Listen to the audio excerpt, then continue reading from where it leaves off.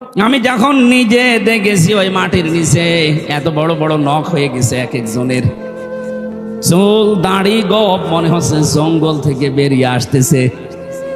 রাতের বেলা যখন নিয়ে আমাকে ঘরের ভেতরে নিয়ে যেত, রাত 11টা, 11:30, 12টার সময় নিয়ে যেত, কারারক্ষী যারা দায়িত্বে আছে ওখানে জিজ্ঞাসা করতাম, ভাই কয়টা বাজে?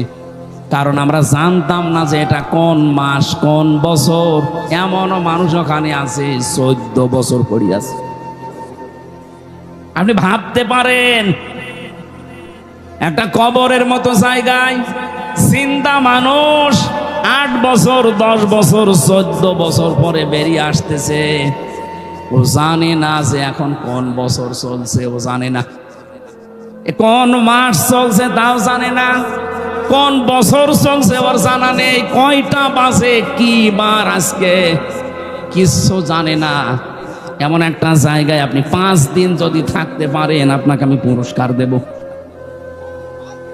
অথচ 14 বছর একটা মানুষ, এত বড় বড় আঙ্গুল নখ হয়ে গেছে, ওরা দেওয়ালের সাথে খুশিয়ে খুশিয়ে লিখতো যে ভাই যদি বাইরে যেতে পারেন এই নাম্বারটায় জানাবেন যে আমি বেঁচে আছি।